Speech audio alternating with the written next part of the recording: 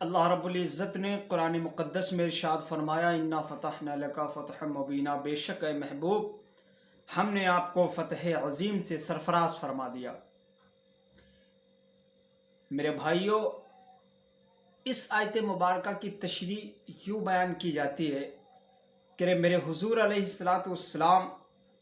جب عمرہ ادا کرنے کے لیے مدینہ منورہ سے جب چلتے ہیں مکہ مکرمہ کی طرف عمرہ ادا کرنے کے لیے، تو ان کے ساتھ میں تقریباً 1300 یا 1400 صحابہ اکرام کا قافلہ تیار ہو جاتا ہے۔ تیار ہو جانے کے بعد میرے حضور علیہ السلام کے ساتھ جب 1300 یا 1400 صحابہ اکرام کا قافلہ تیار ہو جاتا ہے، میرے حضور علیہ السلام کے ساتھ شریک سفر ہو جاتا ہے، اور جب وہ قافلہ مقام حدیبیہ کے قریب جب وہ قافلہ پہنچتا ہے تو مشرکین مکہ حضور کا راستہ روک لیتے ہیں، حضور کا راستہ روک لیتے ہیں اور کہتے ہیں کہ ہم آپ کو مکہ میں داخل ہونے کی اجازت نہیں دیں گے، ہم آپ کو مکہ میں داخل ہونے کی اجازت نہیں دیں گے۔ مگر میرے حضور علیہ السلام نے ان سے یہ کہا کہ دیکھیے، ہم جنگ کرنے کے لیے نہیں آئے ہیں بلکہ عمرہ ادا کرنے کے لیے آئے ہیں، اس لیے ہم امن کی گفتگو کریں گے۔ چنانچہ جب مشرکین مکہ نے حضور کا راستہ روک لیا تو مقام حدیبیہ کے پاس وہیں پاس قیام و طعام کیا، اور قیام و طعام کرنے کے بعد حضور علیہ السلام صلح و امن کی گفتگو میں مشغول ہو گئے صحابہ کرام کی طرف۔ اتنے میں حضرت عمر فاروق اعظم رضی اللہ تعالیٰ عنہ نے ارشاد فرمایا، یا رسول اللہ، آج ہم اتنی بڑی تعداد میں ہیں، آج ہمارے پاس اتنی بڑی فوج ہے، اتنی بڑی تعداد ہے، اتنے بڑے ہمارے پاس جنگی آلات ہیں، لڑنے کے لیے ذرائع ہمارے پاس، یا رسول اللہ آج ہم ان سے امن کی گفتگو کریں گے؟ آج نہ مکہ والوں میں حوصلہ ہے، نہ طاقت ہے، نہ قوت ہے، نہ ان کے پاس اسلحے ہیں۔ یا رسول اللہ آج ہم اتنی بڑی تعداد میں ہیں، ان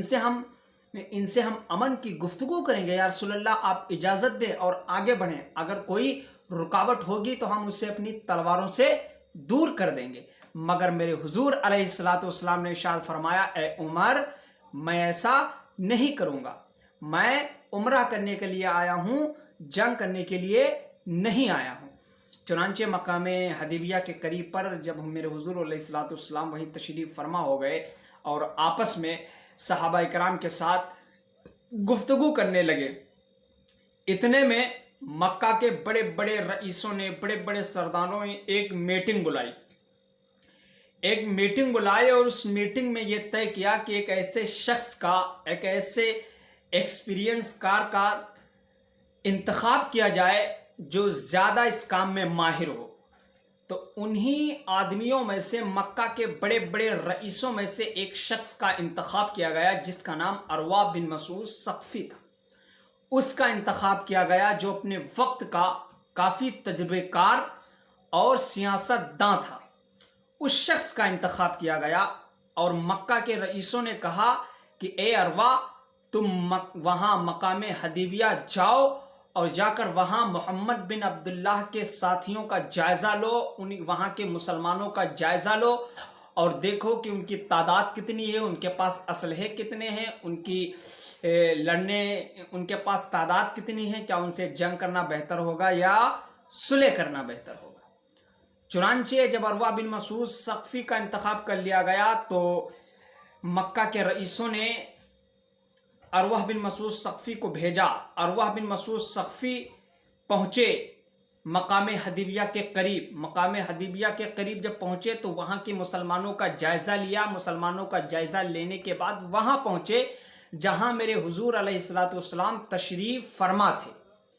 جب وہاں پہنچے تو عروہ بن مسعود ثقفی کہتے ہیں، میں نے محمد بن عبداللہ کو دیکھا کہ جب محمد بن عبداللہ جب بات چیت کرتے ہیں تو صحابہ اکرام کا مجمع ایسے ساکت و جامد کھڑا ہو جاتا ہے، ایسا لگتا ہے کہ ان کے سروں پر پرندہ بیٹھا ہو، اگر حرکت کریں گے تو اڑ جائے گا۔ عروہ بن مسعود ثقفی نے دیکھا، میں نے دیکھا کہ حضور جب گفتگو کرتے ہیں تو لوگ خاموشی کے ساتھ سماعت کرتے ہیں حضور کی گفتگو کو۔ عروہ بن مسعود ثقفی نے دیکھا حضور صلی اللہ علیہ وسلم نے جب وضو کرتے ہیں تو وضو کا ایک قطرہ پانی زمین پر گرنے نہیں پاتا، صحابہ کرام کا مجمع لینے کے لیے اس پر ٹوٹ پڑتا ہے، اور اس پانی کو کوئی صحابی اپنے چہرے پر مل رہا ہے، کوئی سینے پہ مل رہا ہے، کوئی جسم پر مل رہا ہے۔ عروہ بن مسعود ثقفی نے دیکھا کہ اگر حضور لعاب دہن کو پھینکتے ہیں تو صحابہ کرام کا مجمع اس طریقے سے اس لعاب دہن پر ٹوٹ پڑتا ہے جیسے کہ ایک دوسرے سے جنگ ہو جائے۔ جب عروہ بن مسعود ثقفی نے حضور علیہ السلام کی طرف سے صحابہ کرام کی یہ جانثاری، یہ عشق و محبت کے جب یہ مناظر دیکھ کر جب مکہ جب واپس آئے تو مکہ کے رئیسوں نے بلایا عروہ کو اور کہا، اے عروہ بن مسعود ثقفی، اب ہمیں ذرا تم یہ بتاؤ،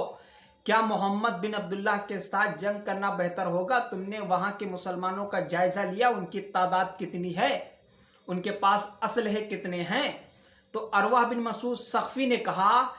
کہ اے مکہ کے بڑے بڑے رئیسوں، میں نے روم کے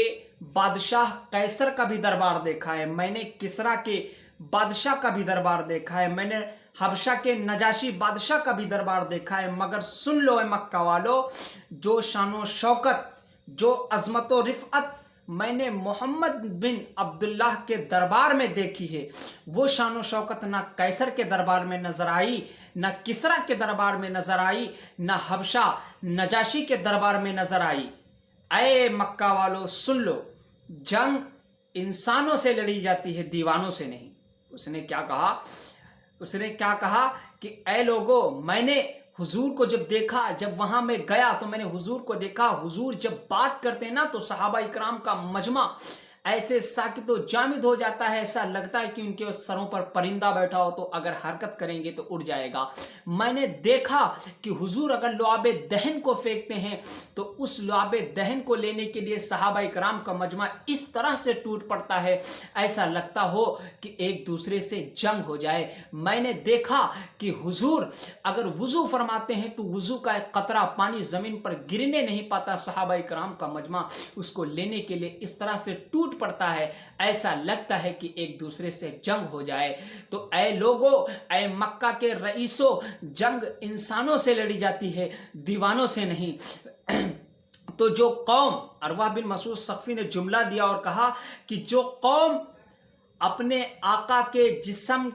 جسم سے لگنے والا پانی کا ایک قطرہ زمین پر گرنے نہیں دیتی، وہ قوم اپنے آقا کا خون زمین پر کیسے گرنے دے گی؟ اسی لیے بھلائی تمہاری اسی میں ہے، بہتری تمہاری اسی میں ہے۔ اے مکہ والو، تم ان سے صلح کر لو ورنہ انجام اچھا نہیں ہوگا۔ عروہ بن مسعود ثقفی نے کہا، میں نے حضور علیہ السلام کے ارد گرد انسانوں کا جم غفیر نہیں دیکھا بلکہ دیوانوں کا جم غفیر دیکھا ہے۔ شاعر کہتا ہے، ادائے دل بری ہو نوائے عاشقانہ، جو دلوں کو فتح کر لے وہی فاتح زمانہ۔ انا فتحنا لکا فتح مبینہ، بے شک اے محبوب ہم نے آپ کو فتح عظیم سے سرفراز فرما دیا۔